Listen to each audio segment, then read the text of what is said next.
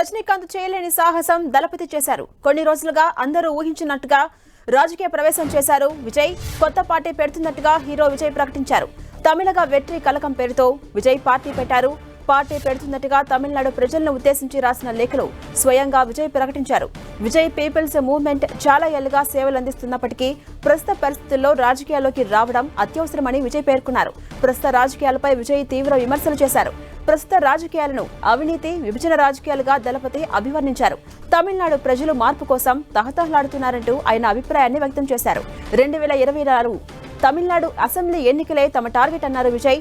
Party agenda త్వరలోనే ప్రకటిస్తామని విజయ్ సార్వత్రిక ఎన్నికల్లో ఏ పార్టీకి మద్దతు ఇవ్వబోతున్నారో చెప్పబోతున్నారు.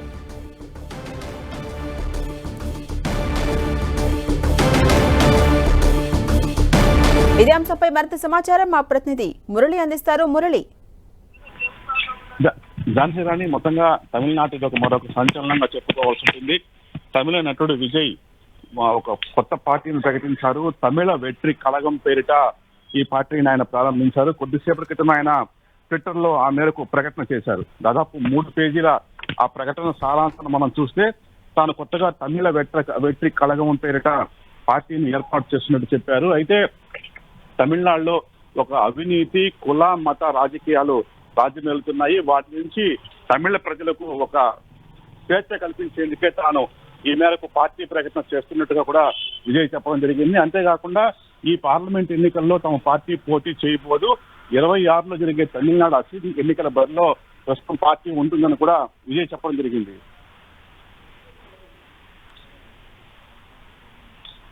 అలాగే తమిళగా వెట్రి కలగం అనే పేరుతో పార్టీని ప్రారంభించారు కదా యాక్టర్ విజయ్, అంటే అర్థం ఏమొస్తుంది? నిజానికి తమిళ వెట్రి అంటే తమిళ ప్రజల కూటమి అని అర్థము. నిజానికి ఈ తరహాలో అంటే ఇదివరకే మనకు తమిళనాడులో అంతా కూడా ద్రావిడ రాజకీయాలు రాజ్యం ఏలుతూ ఉంటాయి. అక్కడ ద్రవిడ సంస్కృతి అధికంగా ఉంటుంది. తమిళ రాజకీయాలు ద్రవిడ సంస్కృతికి పెట్టింది పేరు. మనం చూసాం అన్ని పార్టీలు కూడా ద్రవిడ సంస్కృతిని తమ పార్టీ పేరులోనే నిక్షిప్తం చేసుకుని ఉంటాయి. డిఎంకే అంటే ద్రావిడ మున్నేట్ర కళగం, అట్లాగే అన్నా డిఎంకే అంటే ఆల్ ఇండియా అన్నా ద్రవిడ మున్నేట్ర కళగం, అట్లా అంటే దాదాపు కూడా ద్రవిడ సంస్కృతిని ప్రతిబింబించేలా రాజకీయ పార్టీలు తమిళనాడులో ఏర్పాటైన సంగతి మనకు తెలిసిందే. అయితే ద్రవిడ సంస్కృతిని ప్రత్యేకంగా తన పార్టీ పేరులో ప్రస్తావించకుండా తమిళ ప్రజల కూటమి, తమిళ వెట్రి కళగం పేరిట ఇవాళ విజయ్ ఈ తరహాలో ఒక పార్టీ ప్రకటన చేశారు. మొత్తంగా ఇది చాలా సంచలనంగా చెప్పుకోవాల్సి ఉంటుంది. అయితే ఆయన ప్రధానంగా చాలా కాలంగా విజయ్ రాజకీయాల్లోకి వస్తారని పెద్ద ఎత్తున ప్రచారం జరుగుతున్న సంగతి కూడా మనకు తెలిసిందే. అయితే రజనీకాంత్ విషయంలో కూడా ఇట్లాగే జరిగింది. ఏదైతే సూపర్ స్టార్ రాజకీయాల్లోకి వస్తారో దాదాపు 10 ఏళ్ల పాటు తమిళ ప్రజలను ఊరించి చివరికి ఆయన ఉసూరు మనిపించారు. రాజకీయాల్లోకి రావడం లేదంటూ వివిధ కారణాలు చెప్తూ రజనీకాంత్ తప్పుకున్న సంగతి తెలిసిందే. కానీ విజయ్ మాత్రం అలా చెప్పట్లేదు. నిజానికి ఆ 3 పేజీల ప్రకటనలో కూడా తన మనసులోని అనేక భావాలను కూడా విజయ్ స్పష్టం చేశారు. మొత్తం అంటే ఇదేదో తనకు రాజకీయాలంటే హాబీ మాత్రం కాదని చాలా స్పష్టంగా చెప్పారు. ఇంకా ఆ లేఖలో ఏముందంటే తాను ఇప్పటికే ఒక సినిమాకి సైన్ చేశాను కాబట్టి ఆ సినిమా పూర్తి చేసిన పిదప పూర్తి స్థాయిలో రాజకీయాలకే తన సమయాన్నంతా కూడా కేటాయించబోతున్నా. తమ లక్ష్యం 2026 తమిళనాడు అసెంబ్లీ ఎన్నికలే అని చెప్పి చాలా స్పష్టంగా చెప్పారు. ఈ పార్లమెంట్ ఎన్నికల్లో మరొక పార్టీకి మద్దతు ఇవ్వడం కానీ లేదా మరో సొంతంగా పోటీ చేయడం కానీ జరగబోదని కూడా విజయ్ చాలా స్పష్టంగా చెప్పారు. తమిళ వెట్రి కళగం పేరిట ఒక రాజకీయ పార్టీ స్థాపనకు రిజిస్ట్రేషన్ ప్రక్రియ పూర్తి చేసేందుకు ఎన్నికల సంఘానికి కూడా ఆ మేరకు దరఖాస్తు చేసుకున్నట్లుగా కూడా విజయ్ చెప్పడం జరిగింది. మొత్తంగా లేఖలో చాలా విషయాలు చెప్పారు ఆయన. తమిళ రాజకీయాలు ఎలా అవినీతిమయమైపోయి కుల మత ప్రాంతంలో ఎలా మత ప్రాతిపదికన ఎలా విభజన జరిగింది, తమిళనాడులో వివిధ రకాల విశేష సంస్కృతులు ఎలా ప్రబలాయి, ఇందులో రాజకీయ పార్టీల ప్రభావం ఎంత, ప్రజలు ఇప్పుడు ఏం చేయాలంటే అనేక అంశాల గురించి ఆయన సవివరంగా 3 పేజీల లేఖలో ప్రస్తావించారు. పార్టీ ప్రకటించిన నేపథ్యంలో దళపతి విజయ్ చేసిన కామెంట్స్ ని మనం ఎలా అర్థం చేసుకోవచ్చు? అంటే ఈ కామెంట్స్ రాజకీయ పరంగా వివాదాస్పదంగా మారే అవకాశం ఉందా? తప్పనిసరిగా మనకు తెలుసు ఇప్పటికే రాష్ట్రంలో డిఎంకే కూటమి డిఎంకే అధికారంలో ఉంది. స్టాలిన్ ముఖ్యమంత్రిగా ఉన్నారు.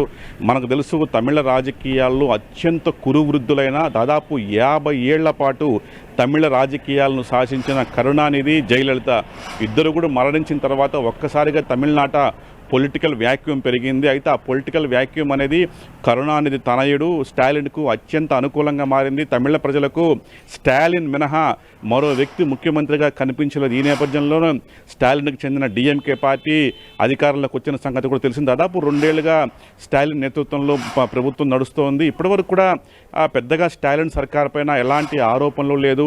ప్రధానంగా అది కూటమిలో కూడా కొనసాగుతుంది. ఇండియా కూటమిలో కూడా అది కొంత విభేదాలు ఉన్నప్పటికీ స్టాలిన్ ఆ కూటమిలో కొంతవరకు కొనసాగుతున్నారు. స్టాలిన్కు అక్కడ మరోవైపు అన్నా డిఎంకే నుంచి కూడా మనం చూసాము పళనిస్వామి, అట్లాగే పన్నీర్ సెల్వం, వీళ్ళంతా కూడా ఎవరికి వారు అంతర్గత విభేదాలతో అన్నాడీఎంకే పార్టీని చిన్నాభిన్నం చేశారు. అయినప్పటికీ ఒక ప్రధాన ప్రతిపక్షంగా అన్నాడీఎంకే కొంతవరకు దూసుకుపోతోంది. కానీ అధికార డిఎంకే మాత్రం ఇప్పటి వరకు కూడా ఎట్లాంటి ఫిర్యాదులు లేకుండా స్టాలిన్ సమర్థవంతంగానే సర్కారు నడుపుతూ ఉన్నారు. నిజంగా తమిళనాడులో మరో పొలిటికల్ పార్టీకి వ్యాక్యూమ్ ఉందా అనేది మాత్రం కొంత చర్చనీయాంశమైంది. అయితే ఎట్లాంటి అంశాలను ముందుకు తీసుకొని వచ్చి విజయ్ ఇవాళ పార్టీతో ముందుకు వస్తారు, పార్టీ అజెండా ఏంటి అనేది మాత్రం ఇంకా స్పష్టం కావాల్సి ఉంది. కేవలం ఒక అవినీతి రహిత రాజకీయాలు, కుల మత ప్రస్తావన లేని రాజకీయాలు, విభజన ప్రస్తావన లేని రాజకీయాలు మాత్రమే, అట్లాగే భారత ప్రభుత్వం ప్రసాదించిన హక్కులు, సమానత్వ హక్కు ప్రజలందరికీ చేరువ చేసే ఒక సమున్నత లక్ష్యంతోనే తాను ఈవేళ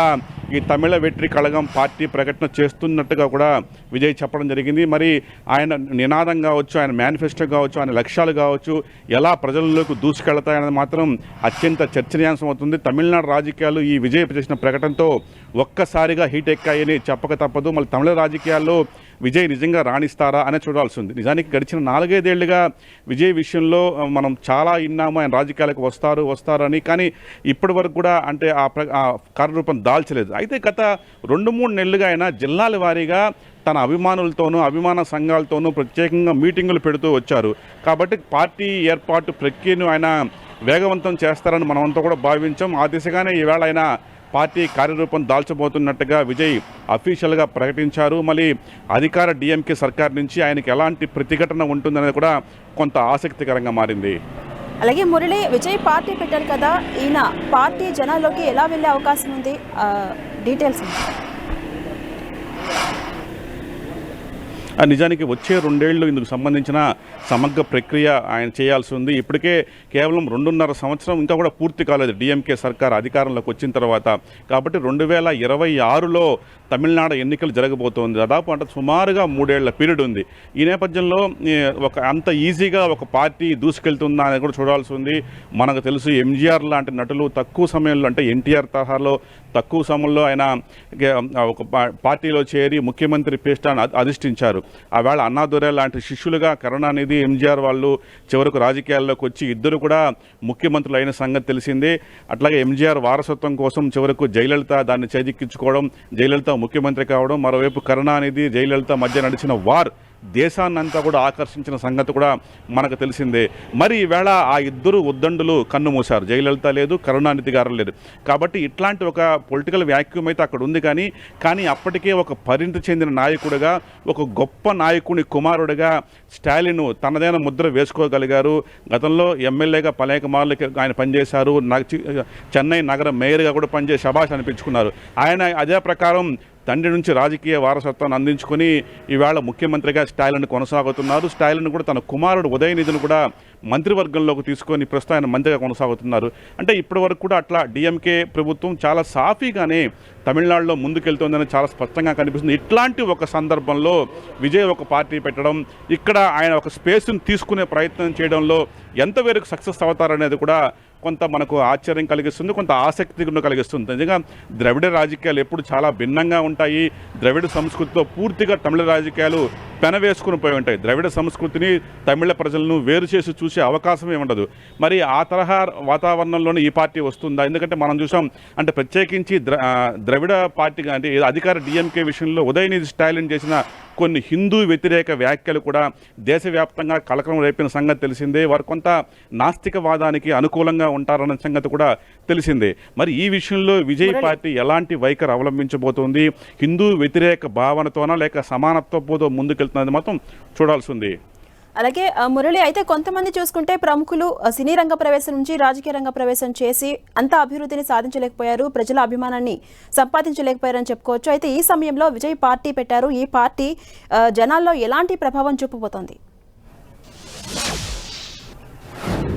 తప్పనిసరిగా ఇది చాలా సమంజసమైన ప్రశ్న.